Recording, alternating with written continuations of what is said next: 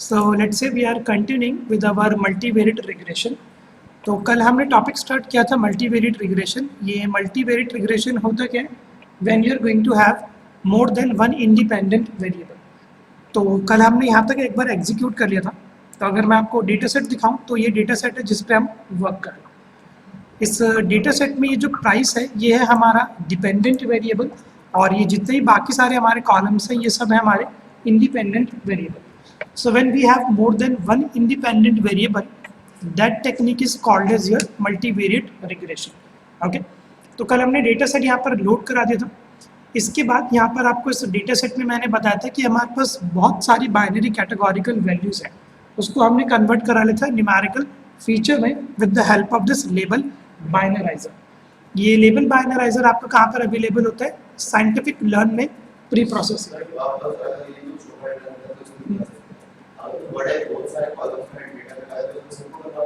बिल्कुल सबको आपको करना पड़ेगा. ये इसका पहला ही रूल होता है. इस प्रोसेस को बोला जाता है क्लीनिंग, स्टैंडर्डाइजेशन और नॉर्मलाइजेशन. ये आपकी स्टेज 2 होती है प्री प्रोसेसिंग. तो होता क्या है, क्योंकि जब हम मैथमेटिकल या न्यूमेरिक कंप्यूटेशन करेंगे ना तो हमारा data has to be in numerical feature, क्योंकि जितने भी पाइथन के अंदर फॉर्मूलेज हैं ना ये न्यूमेरिकल वैल्यूज लेते हैं. उनमें से आज एक फार्मूला हम एग्जीक्यूट भी करके देखेंगे, वो आपके VIF का होता है. ओके, तो लेटेस्ट से ये सबसे पहले आपने ये काम कर लिया. इसके बाद हमने यहाँ पर एक वन हॉट इनकोडिंग के बारे में पढ़ा था, क्योंकि ये जो मेरा स्टोरीज है ये एक स्ट्रिंग फॉर्मेट में है. इसको थोड़ा मुश्किल होता है कन्वर्ट कराना न्यूमेरिकल फीचर में. इसके लिए हम यूज़ करते हैं वन हॉट इनकोडिंग का. ओके, तो इसके बाद हमने यहाँ पर कोरिलेशन फाइंड आउट किया था. अब ये ग्राफ के अंदर कुछ है ना कन्फ्यूजन आ रही थी कल आप सबको, तो मैं एक ग्राफ बताता हूँ एग्जैक्टली होता क्या है. मल्टी कोलिनैरिटी का ना फीचर होता है, और उस फीचर के अंदर क्या होता है कि अगर आपके दो इंडिपेंडेंट वेरिएबल आपस में बहुत ज़्यादा कोरिलेटेड है तो you have to remove those variable. अब आपको कैसे पता लगेगा कि भाई मेरा कौन सा इंडिपेंडेंट वेरिएबल आपस में हाईली कोरिलेटेड है? इसके लिए अब आप लोग यूज़ कर सकते हैं इस कोरिलेशन मैट्रिक्स का. इस कोरिलेशन मैट्रिक्स में हाईएस्ट कोलिनैरिटी बताता है 1.0 और नेगेटिवली हाईली कोरिलेशन बताता है -0.6. तो अब अगर आपको नज़र आ रहा हो तो यहाँ पर ये जो स्टोरीज 1 है और स्टोरीज 2 है आपस में बहुत ज़्यादा नेगेटिवली कोरिलेटेड. कैसे? ये देखो, स्टोरीज 1 पे भी यहाँ पर एक डार्क कलर है और इधर भी आपका ये एक डार्क कलर है. मोर ओवर यहाँ पर भी स्टोरीज 1 पे आपका एक डार्क कलर है और ये स्टोरीज 2 पे आपका डार्क कलर है. अगर आपको इससे भी समझ में नहीं आता तो you can simply make a use of df.correlation. अब अगर मैं आपको इस वाले ग्राफ के अंदर दिखाऊं तो स्टोरीज 1 में आप देखना स्टोरीज 2 पे क्या वैल्यू आ रही होगी. You will going to get this 0.74. ठीक है, ये लास्ट वाला कॉलम आपका किस चीज़ का है? स्टोरीज 2 का. ओके, और अगर मैं आपको सेम स्टोरीज 2 पे स्टोरीज 1 की दिखाऊं तो यहाँ पर भी आपको क्या नज़र आ रहा होगा? 0.74. तो यहाँ से आपको नज़र आ जाएगा कि ये दोनों वेरिएबल आपस में हाईली कोरिलेटेड है. मोर ओवर इसका भी एक शॉर्टकट तरीका होता है. ठीक है, अगर आपको ये ग्राफ से भी समझ में नहीं आता या आपको कोरिलेशन मैट्रिक्स से भी समझ में नहीं आता तो लेटेस्ट से अब ये देखो यहाँ से आपको समझ आ जाएगा. In this we are going to make a use of seaborn. मैंने आपको बताया था एक्सप्लोरेटरी डेटा एनालिसिस के अंदर कि पाइथन के पास एक और ग्राफ क्रिएट करने की लाइब्रेरी है और उसका नेम होता है आपका सीबॉर्न. तो you have to import the seaborn. Import seaborn as SMS. Okay, so we are going to make a use of this graphing library जिसका नेम होता है आपका सीबॉर्न. ओके, सीबॉर्न के अंदर जो आपके कोरिलेशन मैट्रिक्स का ग्राफ है उसको बोला जाता है heat map. Okay, so with the help of this object SNS I am going to make a use of this heat map. This heat map will going to generate a correlation matrix. और इस matrix में आपको समझ में आ जाएगा कि कौन से ऐसे वेरिएबल्स हैं जो आपस में बहुत ज़्यादा कोरिलेटेड है. तो यहाँ पर अब आपको करना क्या है? सबसे पहले हम यहाँ पर एक पैरामीटर पास कर दो कि मेरे डेटा फ्रेम का कोरिलेशन आप फाइंड आउट कर लो, df.correlation. इसके बाद यहाँ पे लेट से एक एट्रीब्यूट देना होता है इसका स्क्वायर्स और आप इसको दे दो true. So this will going to generate a square जो भी हमारा ये मैट्रिक्स बनकर आएगा. स्क्वायर इन द सेंस ये इस तरीके के ये बॉक्सेस बना देगा हमारे लिए स्क्वायर. इस स्क्वायर के अंदर लेट से अगर आपको कोई टेक्स्ट लिखना है तो उसके लिए हम ये पैरामीटर करते हैं एनोट इज इक्वल टू ट्री. एनोट का यहाँ पर मतलब होता है एनोटेशन. तो अगर आपको इस स्क्वायर बॉक्स के अंदर कुछ रिप्रेजेंटेशन चाहिए तो आप यूज़ कर सकते हो annot is equal to true का। और यहाँ पर आप एक फॉर्मेट भी स्पेसिफाई कर सकते हो। लेट्स से मैंने फॉर्मेट बोला कि जो भी आप मेरे को वैल्यूज़ दिखाना वो मेरे को है ना फ्लोट के फॉर्मेट पे दिखाना, मतलब डेसिमल के फॉर्मेट पे। ऐसा करने से होगा क्या, आपके सामने एक है ना ऐसा मैट्रिक्स जनरेट होगा जिसको पढ़ते ही आपको समझ में आ जाएगा कि कौन सा मेरा हाईली कोरिलेटेड है, कौन सा independent variable is highly correlated. So now I am going to just run this.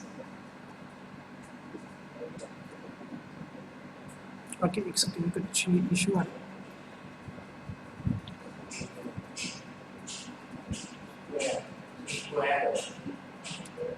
ये आप एक बार कर दो इसको स्क्वायर, ठीक है। तो यहाँ पर आप क्या कर देना, square is equal to true, और इसको कर दो आप रन। तो ये देखो, अब इस ग्राफ में ना आप ध्यान से पढ़ना, जो आपको सबसे ज्यादा डार्क कलर में नजर आ रहा हो, ये देखो, ये नजर आ रहा है आपको 0.7 और 0.7। अब इन वैल्यूज से अब आप इजीली अंदाजा लगा सकते हो कि ये जो स्टोरीज 2 है और जो मेरा स्टोरीज 1 है आपस में नेगेटिवली हाईली कोरिलेटेड है। अगर आपको उस वाले मैट्रिक्स के ग्राफ से समझ में नहीं आया तो आप लोग एक बार अपनी स्क्रीन पे देखना, और यहाँ पर देखना ये सबसे ज़्यादा डार्क कलर में होगा, और इन दोनों की वैल्यूज भी लगभग सेम। तो लेट्स से पहले मैं आपको कहना थ्योरेटिकल कॉन्सेप्ट बताता हूँ, then will move towards our practical approach. So this is a demonstration which we are going to perform today, multicollinearity and variation inflation factor, VIF. Okay, the dependent variable should have a strong relationship with your independent variable if you want to generate some prediction or if you want to make prediction in a more accurate way. तो ये statement होनी चाहिए कि आपका dependent variable should have a strong relationship with independent variable. However, any independent variable should not have strong correlation among other independent variable. Okay, so multicollinearity is an incident where one or more of the independent variable are strongly correlated with each other. In such incident we should use only one among correlated independent variable. तो अगर मैं इस data set में से इस stories 1 या इस stories 2 को हटा दूं तो भी मेरे मॉडल में कोई इशू नहीं आएगा, क्योंकि ये आपस में कोरिलेटेड है, और अगर आपस में कोरिलेटेड है तो ये मेरे मॉडल की एक्यूरेसी में या प्रेडिक्शन में प्रॉब्लम क्रिएट करेंगे। So what we are going to do is we are going to remove one of the independent variable which is highly correlated. So VIF is an indicator of the existence of multicollinearity. VIF आपको ये बताता है कि आपके model के अंदर multicollinearity है। And statistical model, Python की एक लाइब्रेरी है stats model, provide a function to calculate the VIF for each independent variable. अब इसका एक रूल होता है, and a value of greater than 10 is the thumb rule for possible existing of multi या let's say high multicollinearity. अब इसका क्या मतलब होता है, एक फॉर्मूला है कि अगर आपकी VIF की वैल्यू है 1, इसका मतलब क्या है, नो कोरिलेशन एग्जिस्ट, और अगर आपकी वैल्यू है greater than 1 but less than 5 means moderate correlation exist.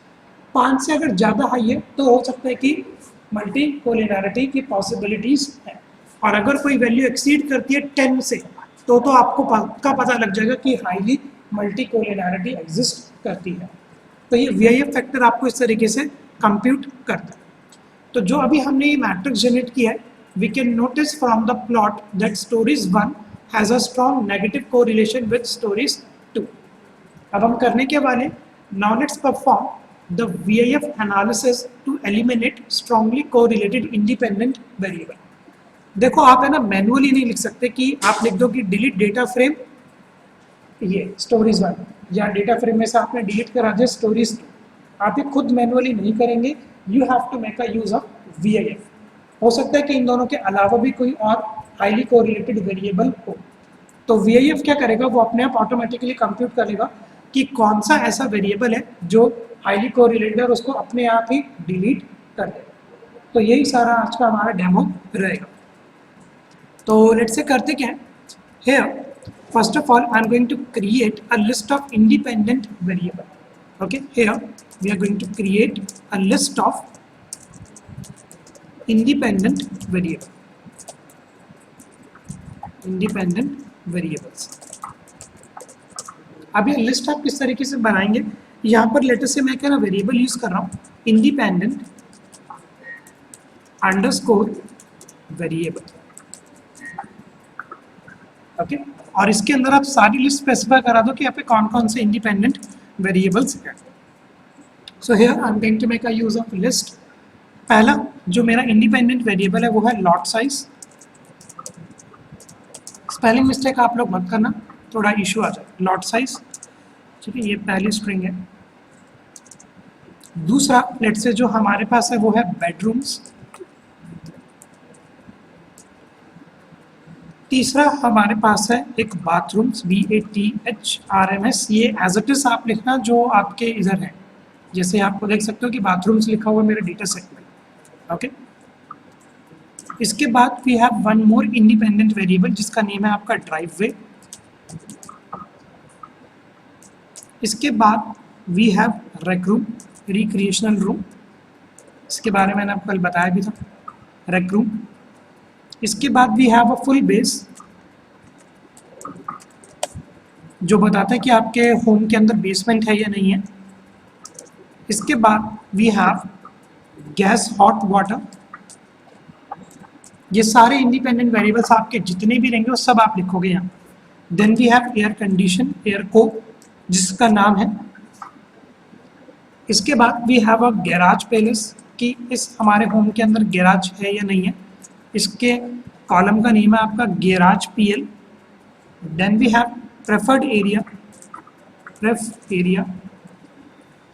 आप इसमें से डेटा सेट का भी हेल्प आउट ले सकते हैं अगर स्पेलिंग मिस्टेक नहीं करनी तो, pref area. Then we have stories underscore 2, stories underscore 2, सॉरी चलो मैं एक बार 1 से कर दूँ पहले। We have stories underscore 1, then we have stories underscore 2। इसके बाद वी हैव स्टोरीज अंडरस्कोर 3 और एक और है हमारे पास स्टोरीज अंडरस्कोर 4। तो ये सारे हमारे क्या हैं, independent variable. So before VIF you have to specify the complete list of your independent variable. Okay, so let's just print this independent variable as well ताकि हम क्रॉस चेक कर लें कि इसके अंदर ये वेरिएबल्स आ गए हैं कि नहीं। Variables, so now just I'm going to run this and you will going to get the complete list of all of your independent variable. सारी लिस्ट आ जाएगी आपके इंडिपेंडेंट वेरिएबल की।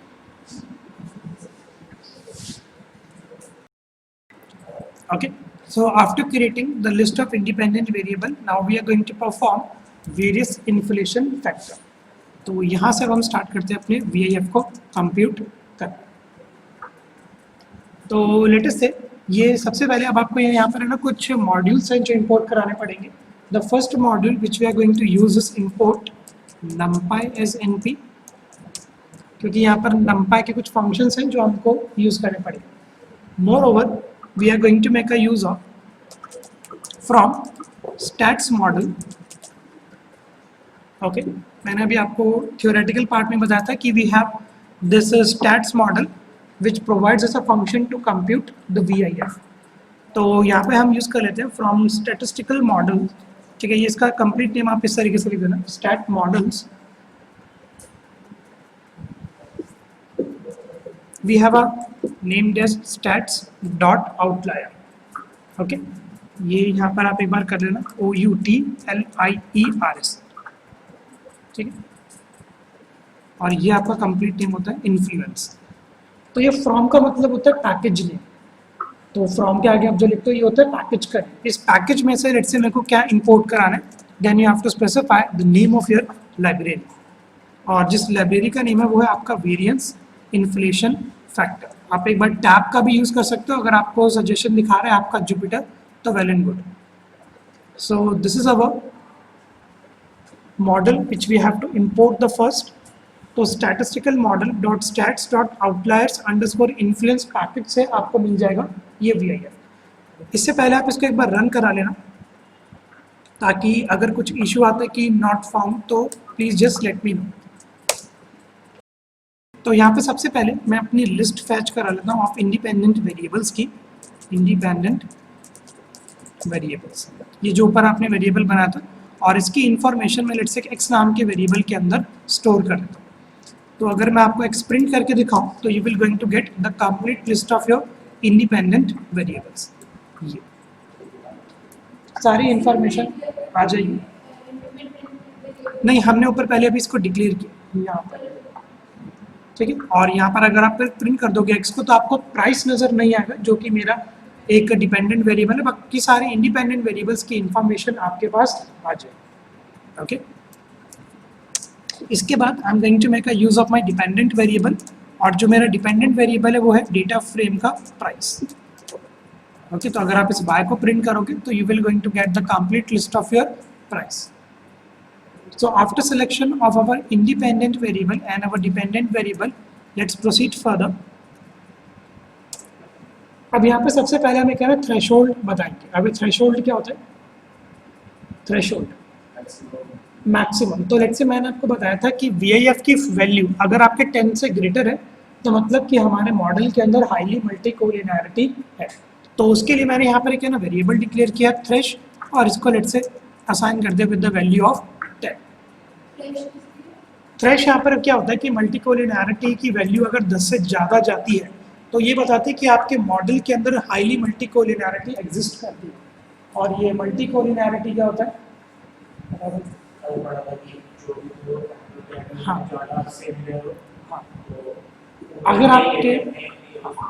अगर आपके इंडिपेंडेंट वेरिएबल्स आपस में हाईली कोरिलेटेड हैं तो उसको कहते हैं मल्टीकोलिनियरिटी। ओके, तो यहाँ पर एक मैंने फैक्टर ले लिया 10, इससे जो भी बड़ी वैल्यू होगी उसको मैं डिलीट करा दूंगा using VIF formula.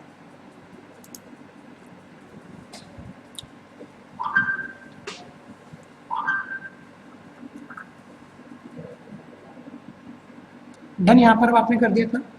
Now here thereafter we are going to make a use of a for loop, क्योंकि मेरे पास एक वैल्यू तो है नहीं, मेरे पास मल्टीपल वैल्यूज और सबके लिए मेरे को चेक करना है कि मल्टीकोलिनियरिटी है या नहीं है।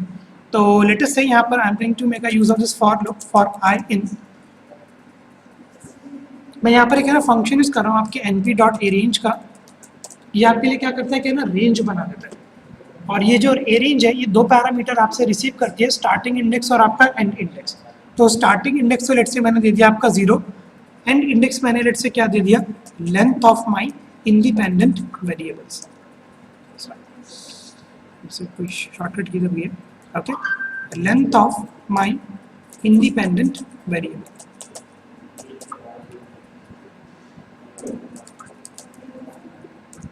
तब आपका ये लूप कब तक चलेगा? Starting from 0 till the length of your independent variables.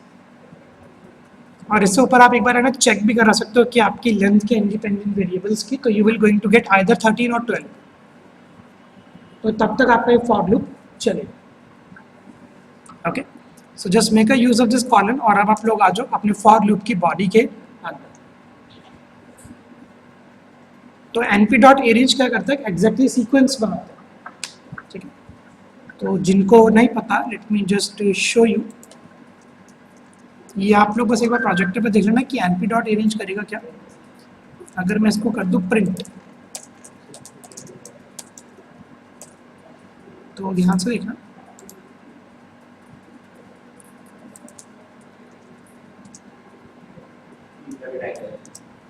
एक और भी आएगा, independent variables is not defined. क्या स्पेलिंग है मेरे वेरिएबल की? अब यही तो है।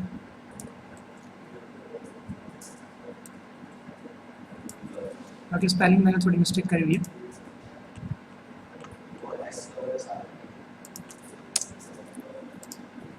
तो ये इस तरीके की रेंज आ जाएगी, और अब आपका लूप कॉन्सेप्ट चलेगा 0 से लेके 13 तक।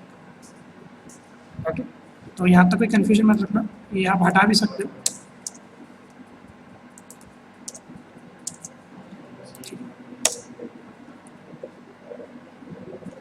अब यहाँ पर हम यूज करेंगे अपने वेरियस इन्फ्लेशन फैक्टर का। इसके लिए मैंने यहाँ पर क्या ना वेरिएबल बनाया with the name is VIF। Okay, I am going to make a use of this VIF। In this VIF, we are going to make a use of this variance inflation factor. Just आप VAR लिखना और एक बार आप tab press कर देना, you will going to get the suggestion.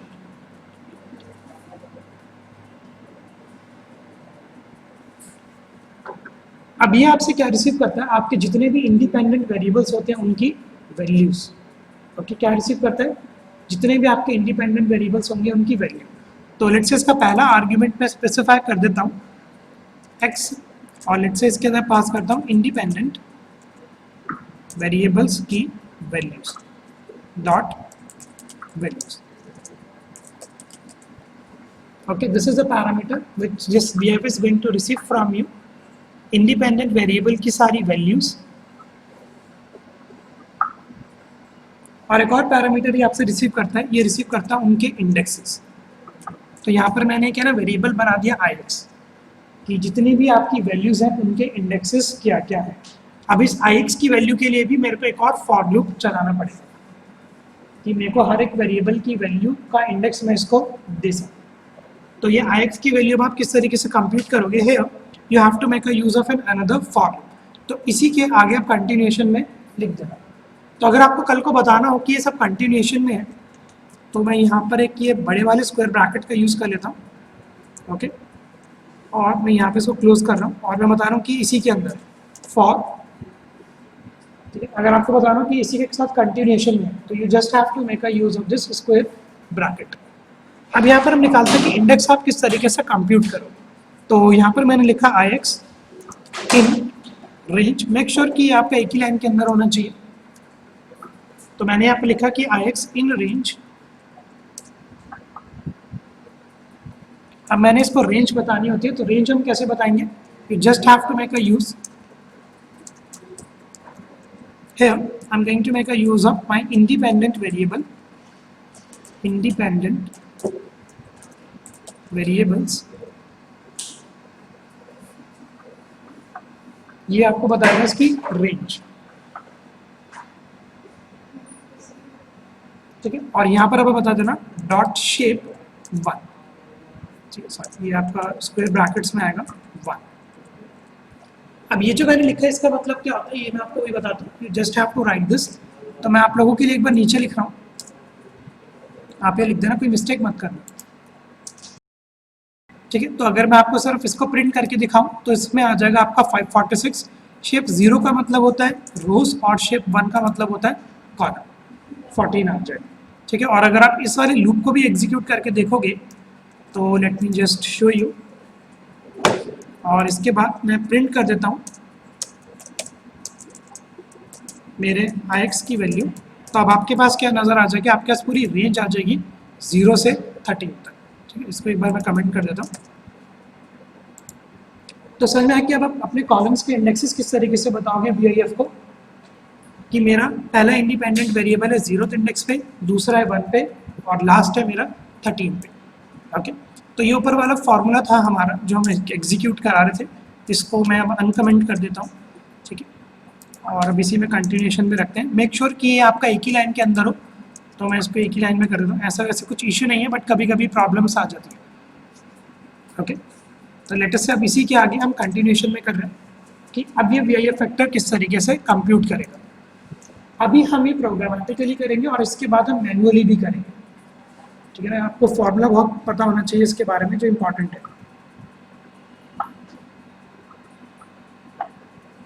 Done. अब आप सबसे पहले VIF में से निकाल लो वो वाला इंडेक्स जिसकी मैक्सिमम वैल्यू है। ओके, तो लेट्स से मैंने यहाँ पे लिखा VIF dot index and I am going to find out the maximum from my VIF। Maximum ये उसको पकड़ेगा जिसकी वैल्यू 10 तक होगी, उसको यहाँ पर पकड़ लेगा। Okay, save this information on a variable named as, let's say मैं यहाँ पर बनाता हूँ मैक्सिमम लोकेशन। तो सबसे पहले मैंने निकाल दिया कि आप वो वाला इंडेक्स बता दो जिसका सबसे ज़्यादा मैक्सिमम VIF फैक्टर है। और अभी ये VIF फैक्टर किस तरीके से निकलता है I will explain you manually. Done. अब मैं यहाँ पर एक ना कंपैरिजन करा लेता हूँ। तो here I am going to make a use of if, ठीक है। तो मैंने यहाँ पे लिख दिया कि अगर मेरा मैक्सिमम ऑफ VIF, जो भी मैक्सिमम ऑफ VIF निकल कर आया, is greater than my thresh. Thresh की वैल्यू आप लोगों ने क्या ली हुई है 10, तो अब हम इसको क्या कर देंगे, डिलीट कर देंगे उस वाले इंडेक्स को. तो make a use of this column and you can press enter. सबसे पहले आप प्रिंट भी करा के देख सकते हो कि कौन सा आपका मैक्सिमम आया. तो I am going to make a use of this print. Okay, और इस प्रिंट में लेट्स से मैंने प्रिंट करा दिया आपका VIF, और इधर अब आप प्रिंट करा दो VIF. मोर ओवर आप यहाँ पर ये भी प्रिंट करा सकते हो, बट ये हर सबकी मैक्सिमम लोकेशन दिखा देगा जब तक आपका लूप चलेगा, इसलिए मैं इस मैक्सिमम लोकेशन को प्रिंट अभी नहीं करा, बाद में इसको मैं आपको प्रिंट करके दिखाऊँ. ओके, तो यहाँ पर ये हमने प्रिंट करा दिया. अब यहाँ पर मैं एक और प्रिंट कराता हूँ, क्योंकि ये VIF फैक्टर क्या करेगा, उस वाले इंडेक्स को ड्रॉप करा देगा. तो लेटेस्ट से यहाँ पर मैंने कर दिया आपका ड्रॉपिंग. ठीक है, कि किसको ड्रॉप करा रहा है.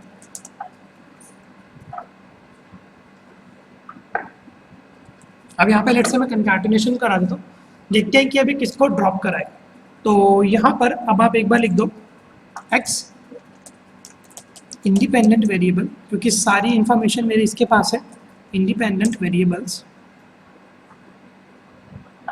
कॉलम की इंफॉर्मेशन निकालने के लिए मैंने आपको बताया था कि that we have to make a use of this columns, और वो वाला कॉलम्स निकालूंगा जिसकी क्या आई थी, मैक्सिमम LOC. ऑब्वियस ही बात है कि मैं उसी को ड्रॉप कराऊंगा जिसकी मैक्सिमम VIF फैक्टर है. तो यहाँ पे मैंने लिख दिया कि आप उस वाले कॉलम को डिलीट करा दें.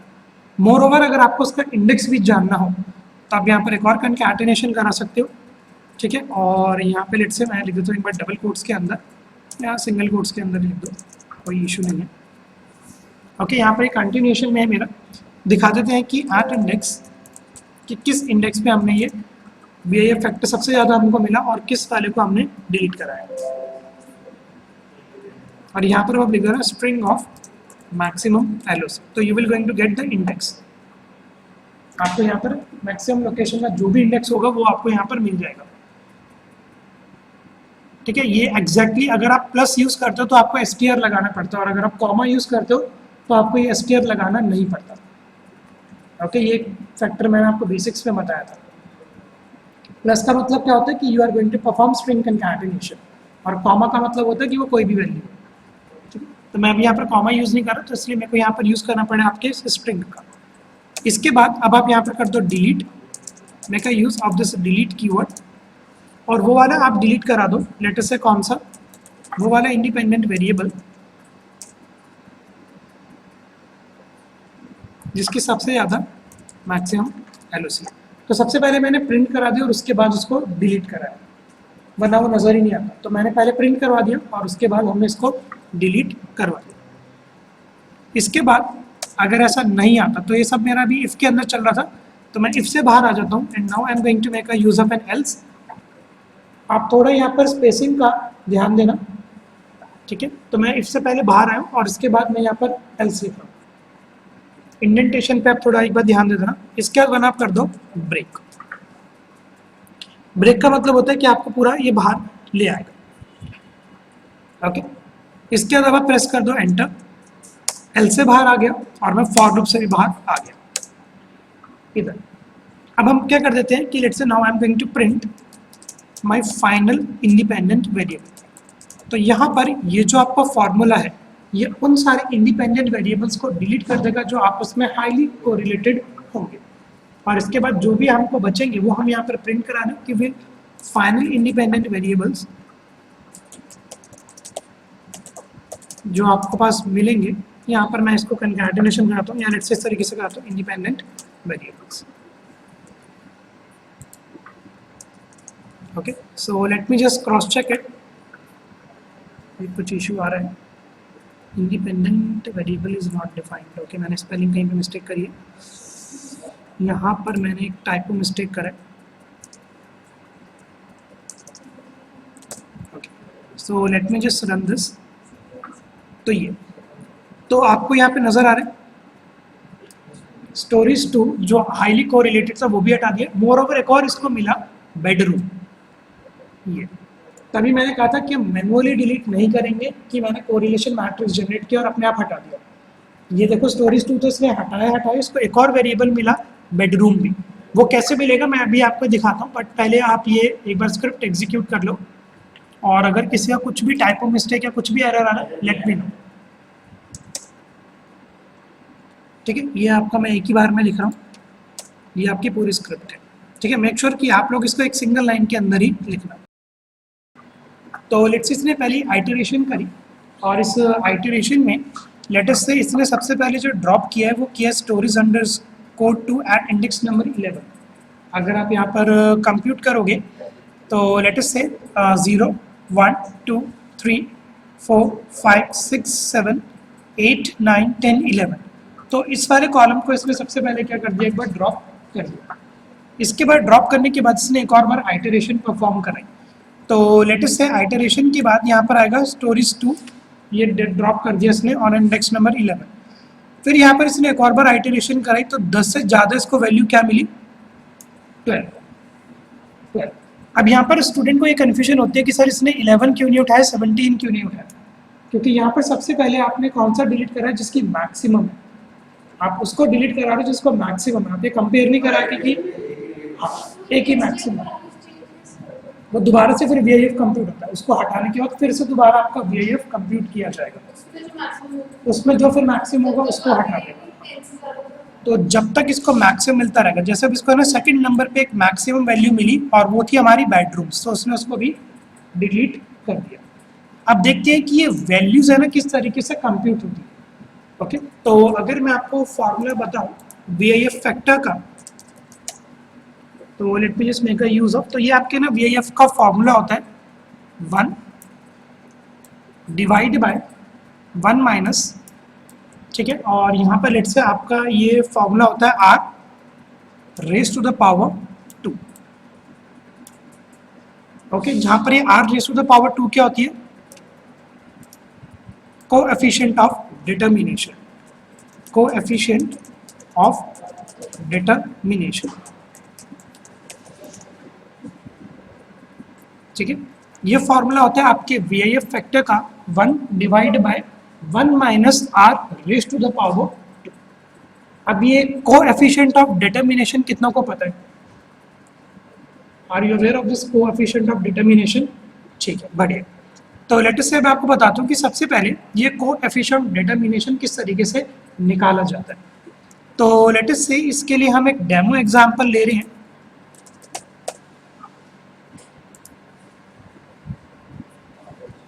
अब ध्यान से समझना कि how you are going to compute this VIF factor. So let's say here we are going to compute coefficient of determination. तो let's say here we are going to solve coefficient of determination कि ये किस तरीके से निकलता है। तो होता क्या कि आपके पास एक डिपेंडेंट वेरिएबल होता है और आपके पास एक इंडिपेंडेंट वेरिएबल होता है। तो सपोज करो कि मेरे पास यहाँ पर एक x है और मेरे पास यहाँ पर एक y है। x में लेट्स से मेरे पास है ना कुछ वैल्यूज हैं, लेट्स से 2 1, ठीक है, लेट्स से फिर 3 2, कुछ रैंडम वैल्यूज में ले रहा हूँ। तो मैंने यहाँ पर कुछ वैल्यूज ले लिए 2 1 3 2 4 5 एंड 3। तो x में मेरे पास ये वाली वैल्यूज है। Now I am going to make a use of this y। तो y में लेट्स से मेरे पास क्या वैल्यू है 4 3 4, ठीक है। ये आप एक डेटा सेट बना भी लेना, ये आपके लिए बहुत हेल्प करेगा। ओके, यहाँ पर लेट्स से मैंने आपका यूज कर लिया 3 6 5 और 5, जैसे ये ले लिया 3 6 5 और 5। तो सपोज करो कि रैंडमली आपके पास एक इंडिपेंडेंट वेरिएबल है और एक डिपेंडेंट वेरिएबल है। Okay, now what you have to do is, अगर मैं आपको कोएफिशिएंट ऑफ डिटर्मिनेशन का फॉर्मूला दिखाऊं, कोएफिशिएंट ऑफ डिटर्मिनेशन का, तो let me just make a use of my Google. तो ये फॉर्मूला होता है आपके कोएफिशिएंट ऑफ डिटर्मिनेशन का, जो भी आपको अपनी स्क्रीन पे नजर आ रहा है। समीशन ऑफ n पहले होता है, फिर summation of x y minus summation of x summation of y divide by root n summation of x square summation of x square summation of y square और summation of y square. ये किस तरीके से formula complete होता है, दोहराने की बात नहीं, बहुत आसान होता है। ठीक है, तो सबसे पहले अब आपको करना क्या होता है ये मैं आपको बताता हूँ।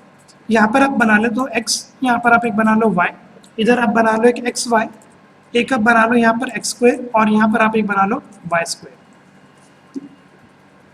ओके, ये सब आप करो। तो यहाँ से लेट्स से मैं एक बार x की वैल्यूज को कॉपी कर देता हूँ।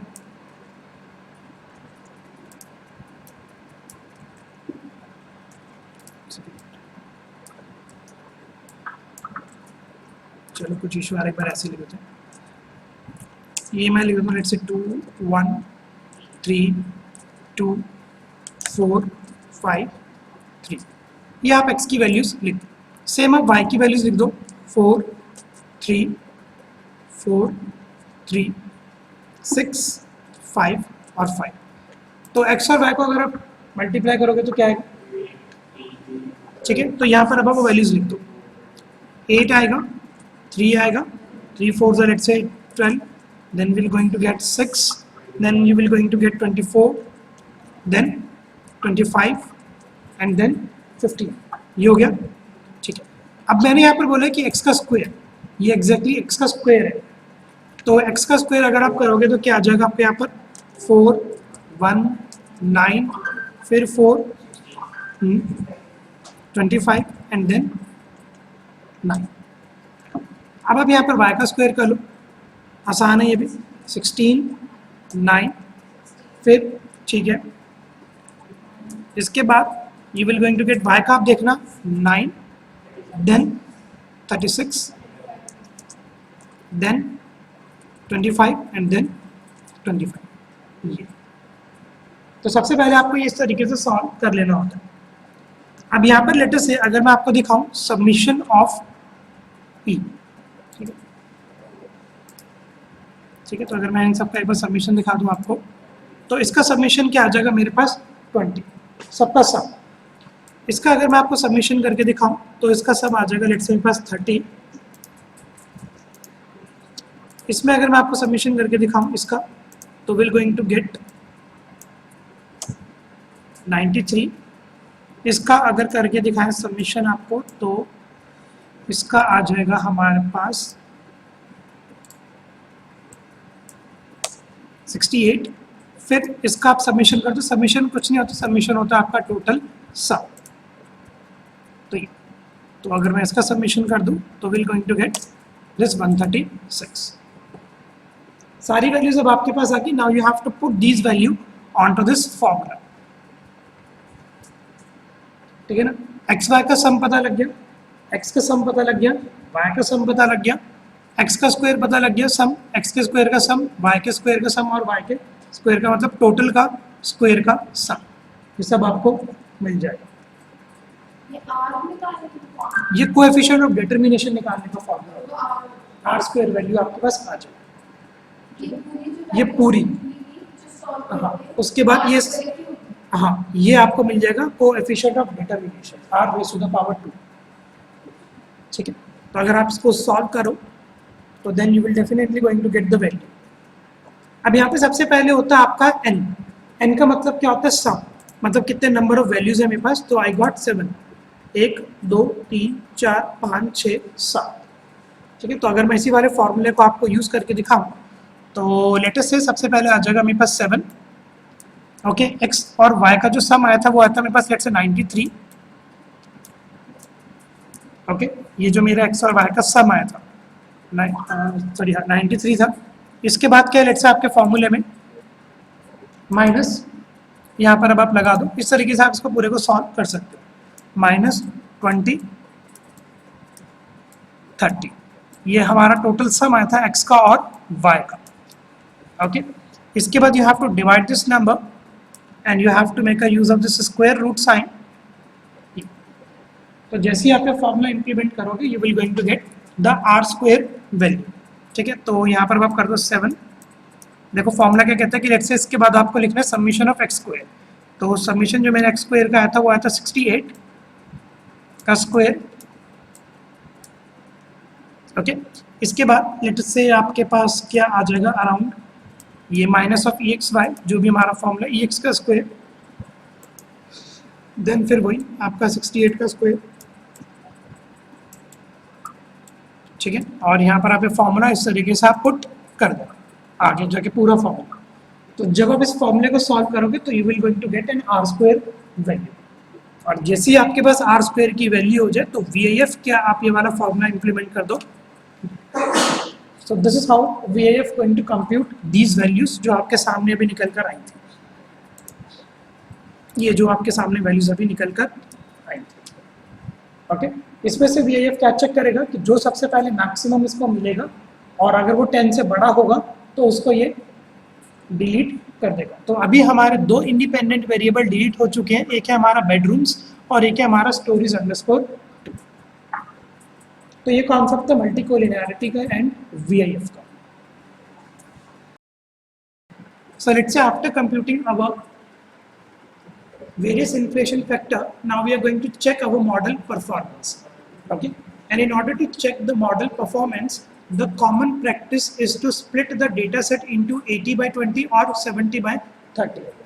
इसको जो टेक्निकल टर्म में बोला जाता है पाइथन मशीन लर्निंग में, वो बोला जाता है ट्रेन एंड टेस्ट।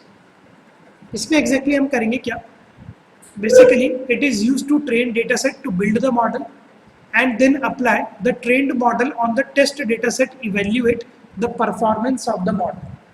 आप 80% डेटा की ट्रेनिंग कराओगे और उसके बाद जो ट्रेनिंग आपकी हो जाएगी, जो भी आपकी एक्यूरेसीज या जो भी आपके पास वैल्यूज आएंगी वो आप उसको रिमेनिंग 20 वाले डेटा सेट से कंपेयर कराओगे, मतलब आपके एक्चुअल से। तो अगर वैल्यू हमारी मैच होती होगी तो मतलब हमारा मॉडल की परफॉर्मेंस थोड़ी बेटर है। हाँ, आधे डेटा को आप ट्रेन करा दोगे, आधे डेटा को मतलब वो छोड़ दोगे एक्चुअल, उसके बाद आप कंपेयर करा दोगे हाँ कि जो मैंने ट्रेनिंग कराई है वो एक्चुअल डेटा से मैच भी हो पा रही है या नहीं हो पा रही है। ओके, इसके लिए we are going to make a use of this OLS। OLS का यहाँ पर क्या मतलब होता है, it is an abbreviation for ordinary least squares. Okay, the class estimates a multivariate regression model and provides a variety of fit statistic. ये एक और फैक्टर होता है आपके VIF या मल्टीकोलिनियरिटी को कंप्यूट करने का, जिसका नेम होता है आपका OLS। तो VIF तो हमने देख लिया कि किस तरीके से हेल्प आउट करता है। आप देखते हैं कि OLS हमको किस तरीके से हेल्प आउट करता है मल्टीकोलिनियरिटी को रिमूव करने के लिए। So here what I am going to do is, इस स्क्रिप्ट में अभी हम कंटिन्यूएशन में रखते हैं, यहाँ पर अब आप आ जाओ and here we are going to check our model performance. यहाँ पर अब हम परफॉर्म करेंगे testing and training of data set, testing and training of data set.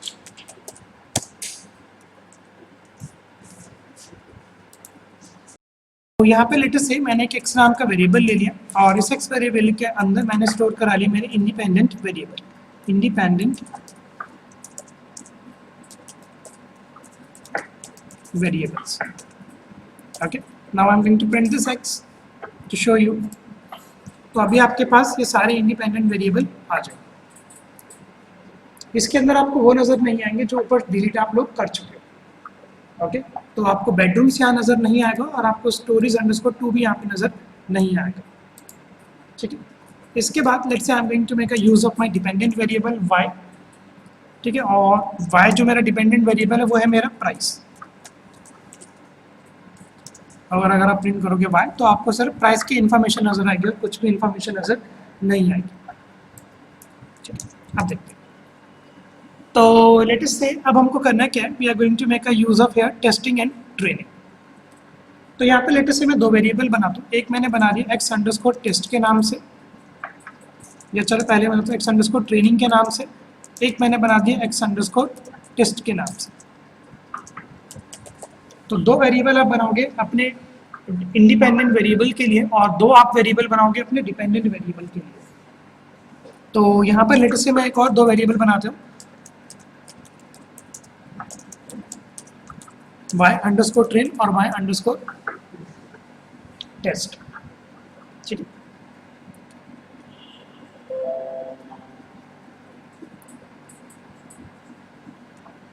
Okay, यहाँ पर ओके तो यहाँ पर भी हम कंटिन्यूएशन में कर रहे हैं। अब यहाँ पर इस वाले सेल के लिए we have to import some packages और वो जो मॉड्यूल्स हमको इंपोर्ट कराने हैं, सबसे पहला मॉड्यूल आप लोग एक बार इंपोर्ट कराना from sklearn। I am going to import pre processing.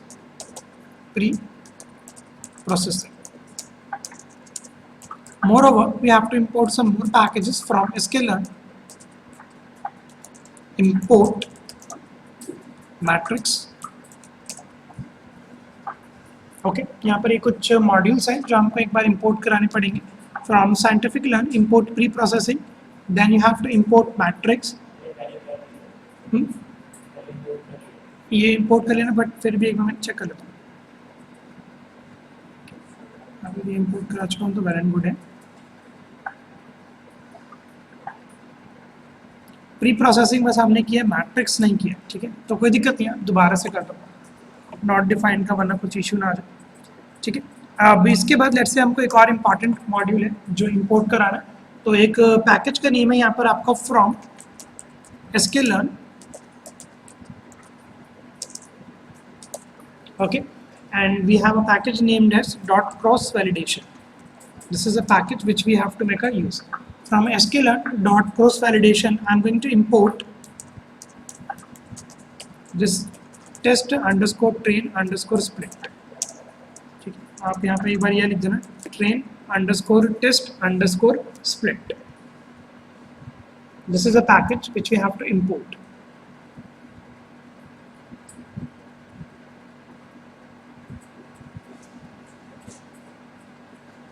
Done. अब इसके फिलहाल मैं इसको एक बार हटा के एक बार करता हूँ एक बार रन, तो ये सारे मॉड्यूल्स एक बार मेरे एग्जीक्यूट हो जाए, ठीक है। तो यहाँ पे मैंने इसको एक बार रन करा लिया, we are not getting any issue. अब कंटिन्यूएशन पे कराते हैं। अब यहाँ पर सबसे पहले मैं अपने डेटा सेट को डिवाइड करूँगा, और इस डेटा सेट को डिवाइड करने के लिए मैं जो परसेंटेज यूज़ करूँगा वो करूँगा 80:20, 80-20। 80 मैं यूज़ करूँगा फॉर माई ट्रेनिंग और बाकी 20 मैं छोड़ दूँगा मेरे टेस्टिंग पर्पस के लिए।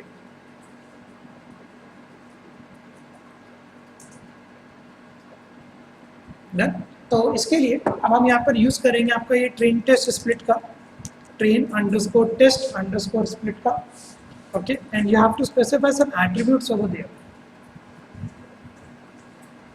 तो सबसे पहले बता दो कि आपको किस किस को स्प्लिट करना है। मेरे को अपने इंडिपेंडेंट वेरिएबल को और मेरे को अपने डिपेंडेंट वेरिएबल को स्प्लिट करना है। इसके बाद अब आप बताओगे कितनी रेशो से आपको करना है। तो यहाँ पर अब आप यूज़ करते हो ट्रेन अंडरस्कोर साइज, ठीक है, ट्रेन अंडरस्कोर साइज। इसके लिए हमें कहना है यहाँ पर रेशो यूज़ करते हैं 0.80, जिसका मतलब ये होता है कि आप 80% यूज़ कर रहे हो ट्रेनिंग के लिए। अगर आपने कर दिया 70 तो आप कर रहे हो 70% यूज़ फॉर ट्रेनिंग।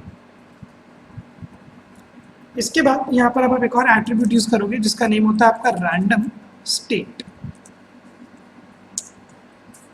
ओके, इसका एग्जैक्टली आपका नेम होता है रैंडम स्टेट। और इस रैंडम स्टेट में आप डाल देना वैल्यू 1। ये रैंडम स्टेट क्या होती है, let me just tell you. तो लेटेस्ट से अब मैं यहाँ पर एक बार करता हूँ, इसको ना आपको प्रिंट करा के दिखाता हूँ सबसे पहले कि एक्सट्रेन के अंदर क्या वैल्यू आएगी।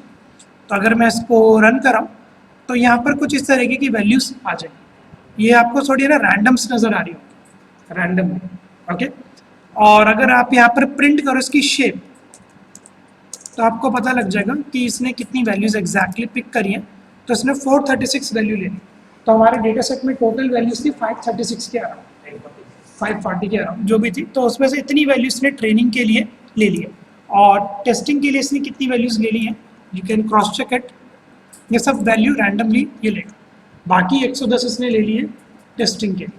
सेम इसने आपके ना वाई के साथ किया होगा। अगर आप यहाँ पर रखोगे वाई ट्रेन डॉट शेप तो 436 नज़र आ रही, दोनों के अंदर सेम सेम लिए।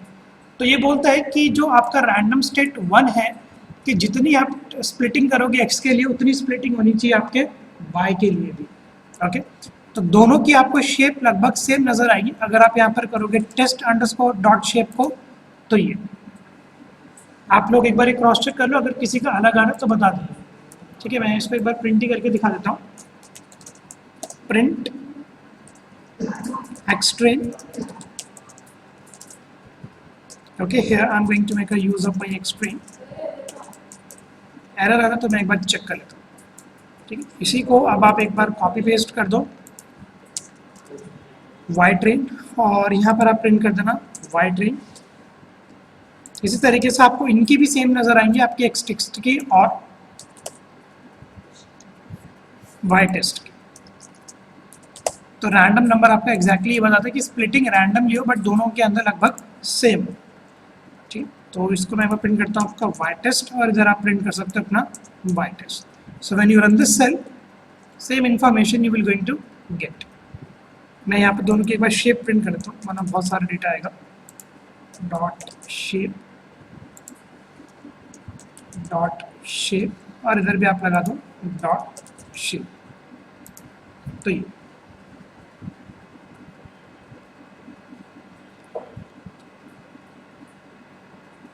ओके तो ये मैंने आपको लीनियर रिग्रेशन में बताया था कि जो आपका इंडिपेंडेंट वेरिएबल होता है वो 2 डायमेंशनल में होता है और आपका डिपेंडेंट वेरिएबल आपका 1D होता है। ये इंडिपेंडेंट वेरिएबल 2 डायमेंशनल में क्यों होता है? क्योंकि एक से ज़्यादा आपके इंडिपेंडेंट वेरिएबल हो सकते हैं। सो इसलिए ये होता है आपका 2 डायमेंशनल के फॉर्मेट में। ठीक है, बट आपको दोनों के ना स्प्लिटिंग सेम नजर आएगी। ये स्प्लिटिंग सेम कही है आपके random state is equal to 1 में। ये ऊपर अगर आपको याद हो तो मैंने ये वाला एक बार मॉडल इंपोर्ट करवाया था ऐसे। इस स्टैटिस्टिकल मॉडल में ना आपको ये मिलेगा आपका OLS, ऑर्डिनरी लीस्ट स्क्वायर। ये OLS एग्जैक्टली किस तरीके का ग्राफ जनरेट करता है, let me just show you. तो यहाँ पर अब आप अपने एक बार स्क्रिप्ट पे आ जाओ नीचे की तरफ।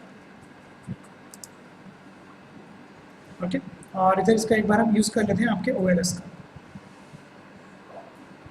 ठीक है, तो ऊपर है ना आपने एक वेरिएबल बनाया हुआ था लीनियर मॉडल के नाम से। ये मैंने ऊपर ऑलरेडी डिक्लेयर किया हुआ लीनियर मॉडल के नाम से। Here I am going to make a use of this OLS। ठीक है, आप टैप प्रेस कर दो और आपको पता लग जाएगा कि आप इसको यूज कर भी पा रहे हो कि नहीं कर पा रहे हो। अब यहाँ पर क्या करेगा कि आपके ट्रेनिंग वाले डेटा सेट को ये करेगा फिट इन द सेंस यहाँ पर अब आप एक बार स्पेसिफाई कर दो x_train। ओके, फिर यहाँ पर आप कर दो y_train और इधर आप कर दो dot fit.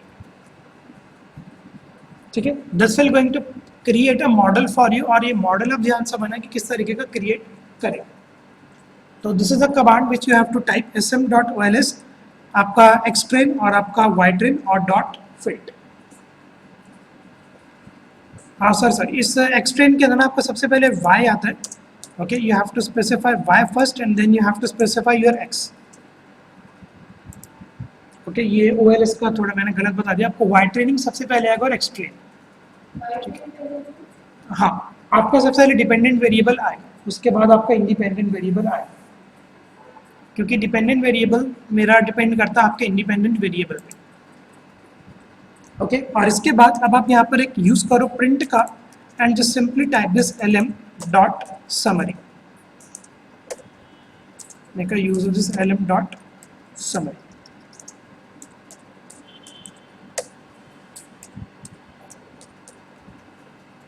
Okay, and this will going to generate a summary for you. और ये समरी हमको समझने की किस तरीके से आएगी। So the moment when I am going to run this cell, आपको कुछ इस तरीके का एक ग्राफ नजर आएगा और इसको कहते हैं OLS रिग्रेशन रिजल्ट। ठीक है, आप एक बार ये जनरेट करके देखो, ये समझना थोड़ा सा इंपॉर्टेंट है। और इनकेस अगर कुछ इशू आ रहा है तो लेट मी नो। अब आप इस OLS मॉडल को समझना कि एग्जैक्टली ये OLS मॉडल बताता क्या। ओके, सबसे पहले तो है ना आपको वार्निंग्स रीड आउट करनी होती है। यहाँ पर इसने बताया कि standard error assume that the covariance matrix of the error is correctly specified. आप इसको इग्नोर कर सकते हो, दिस वैल्यू इज इंपॉर्टेंट। यहाँ पर आपको ना पहली वैल्यू चेक करनी पड़ती है। पहली वैल्यू यहाँ पर क्या आ रही है 2। इसका मतलब ये होता है कि अगर कोई भी आपकी वैल्यू प्रेडिक्टेड वैल्यू 0.002 से बड़ी है तो आप इसको हटा दो। 0.02 से अगर बड़ी है तो इसको हटा दो। ये जो पहली वैल्यू इंडिकेट होती है। ठीक है, ये आपका पास जो भी वैल्यू आई, अब आप उसको एक बार कंप्यूट करो 0.02 से। तो अगर मैं आपको इस ग्राफ को दिखाऊं तो ये आपका P क्या इंडिकेट करता है, this P actually indicates here probability. ये मैं आपको दिखाता हूँ ये। तो यहाँ पर ये तो होता है आपका कोएफिशिएंट, ये होते हैं आपके स्टैंडर्ड एरर्स। अभी कितने हैं मेरे इस ग्राफ में जो ऊपर आपका आ रहा बना हुआ, ये होता है आपका T value for null hypothesis कि अगर कहाँ पर इसको नल वैल्यू इनकाउंटर हुई है। ये होती है आपकी एग्जैक्ट प्रोबेबिलिटी। इस पर हमको ध्यान देना होता है क्योंकि आने वाले टाइम पे we are going to predict the house price. ठीक है, तो उसके लिए मेरे मॉडल की प्रोबेबिलिटी थोड़ी सही होनी चाहिए। ये हमको फैक्टर देना होता है P एग्जैक्ट प्रोबेबिलिटी ऑफ 2, ये मतलब T। इसके बाद ये होता है 95% confidence interval, value around 2 indicates no multicollinearity, ये सब बताता है। अब देखो मोर ओवर हमको जो ध्यान देना होता है वो ध्यान देना होता है बस इस प्रोबेबिलिटी वाले। ओके, प्रोबेबिलिटी के साथ आपको ना ये रीड करना पड़ता है जो नीचे की तरफ है कंडीशन नंबर आपको दिया गया।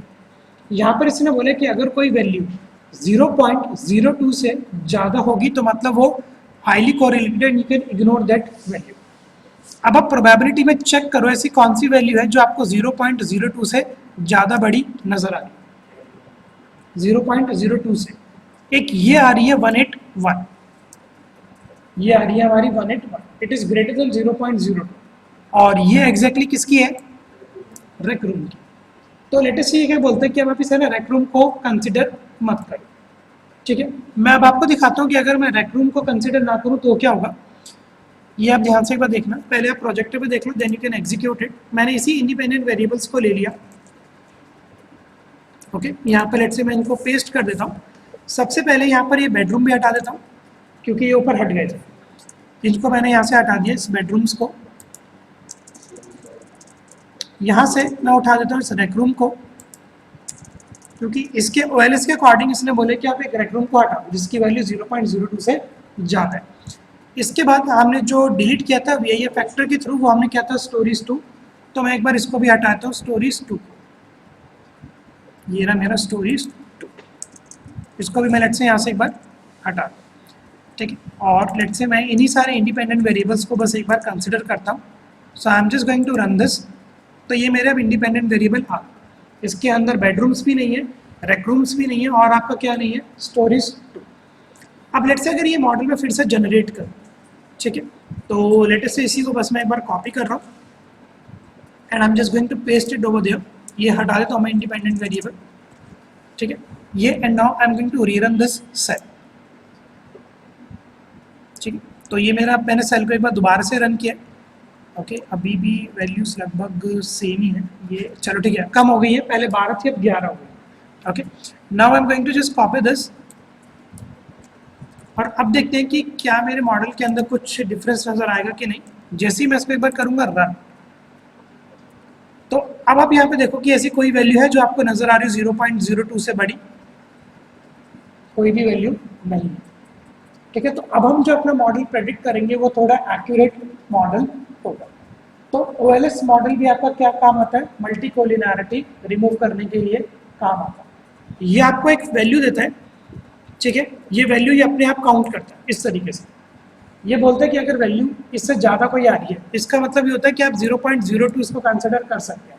अगर यहाँ पर 5 होता तो 0.05, 7 होता तो 0.07, इस तरीके से उसको आपको हटाना पड़ेगा। तो अगर आप देख लो प्रोबेबिलिटी में से ऐसी कोई सी वैल्यू जो 0.02 से बड़ी हो, अब आप उसको हटा सकते हो।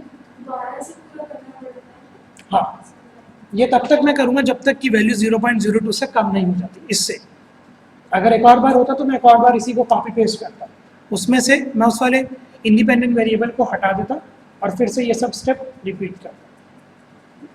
तो ये डेमोन्स्ट्रेशन थे आज के हमारे VIF और OLS। OLS आपका नेक्स्ट क्लास में और भी डिटेल में है, तो अभी अगर कुछ कन्फ्यूजन भी है तो नेक्स्ट क्लास में दैट विल गेट रेक्टिफाइड। तो अब आप एक बार क्रॉस चेक करके एग्जीक्यूट कर लो जितना मैंने अभी आपको कराया। ओके।